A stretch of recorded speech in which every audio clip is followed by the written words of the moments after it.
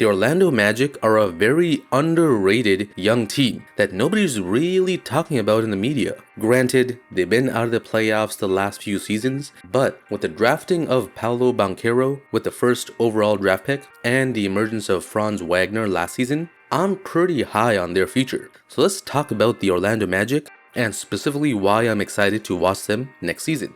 Before we start, I just want to remind you to leave a like if you enjoy the video, subscribe, hit the big red button, it really helps out the channel, I'm not even joking, and let's dive into it.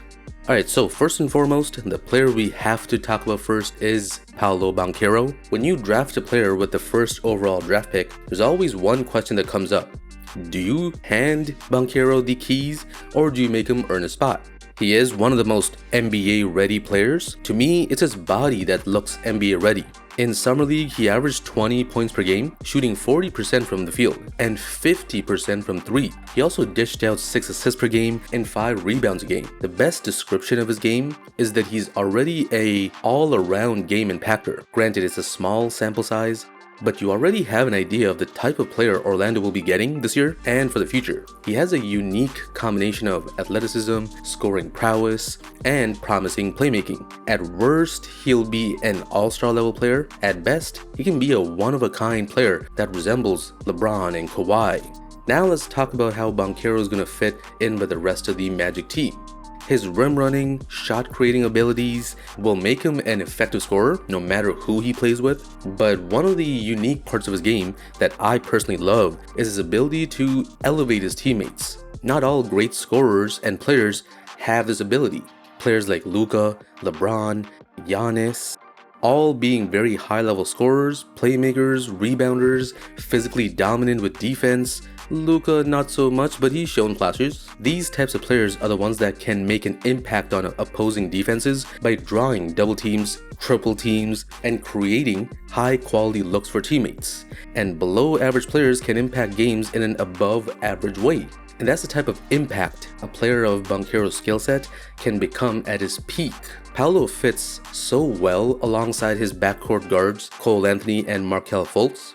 Both Cole and Fultz are scoring guards and have never really shined as true playmakers. That's where Paolo can fit in perfectly.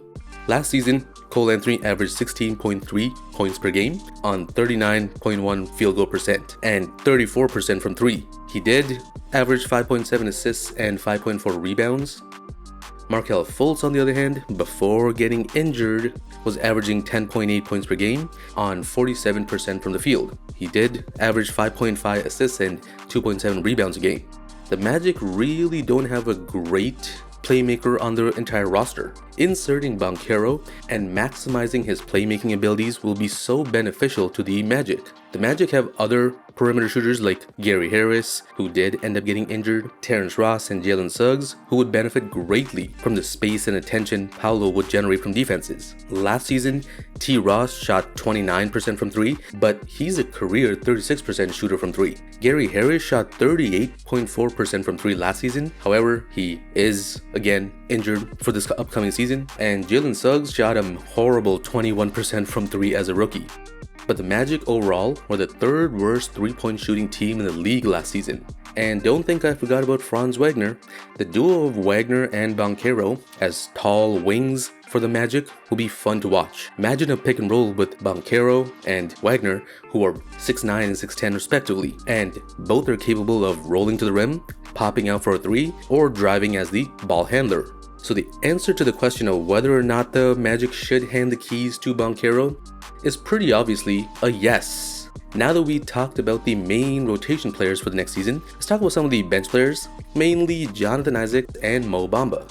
So Mo Bamba, it was common knowledge that Bamba was not going to return to the Magic. It was expected, as the team had already had multiple big men on the roster. So it was surprising when the news dropped that Bamba was re-signing with Magic. It's highly unlikely that the team will prioritize playing him and developing him, so it's pretty likely that they re-signed him as a future trade asset. But to develop him into an enticing trade asset, they would have to play him, and playing him would take away minutes they would be kind of giving to other players on their younger rotation. So it's going to be interesting to see what the Magic and Bamba do next season. On the other hand, talking about Jonathan Isaac, that's a very complicated situation. He had a underwhelming rookie season. He only played 27 games. He had a good second year where he played 75 games, looked like he had a ton of potential. In his third season, he looked like one of the best defensive players in the league. But again, he only played 34 games. Over the last 2 seasons, he has literally played 0 games. So we don't even know if he really does have that potential that was seen back in 2020. But there's also the risk that he legit has not been available to play games. Another thing I do like about the Magic is their new roster building strategy. With the drafting of Banchero as the focal point of the offense, the Magic have moved into a roster construction that moves away from traditional big men and small guards to bigger guards and smaller, mobile big men. They have a group of high ceiling talent like Wagner, Cole Anthony, Paolo Banchero, Jalen Suggs, Wendell Carter, Markelle Fultz. So I think their next step is finding the right coach that's going to maximize Banchero's skill set. Maybe Jamal Mosley is that guy, but I think with Banchero being NBA ready, the development of this young squad is going to be accelerated. And he's in a decent situation with other young, promising talent on the roster to grow with. Paolo Banchero is a special talent, and he's going to make watching Orlando Magic games must-see TV. But that's all I got for you guys today. Thanks so much for watching. Comment, let me know what you think of Paolo, what he's going to do this season, and if you enjoyed the video, leave a like, subscribe, it really helps out the channel, and I'll catch you next time.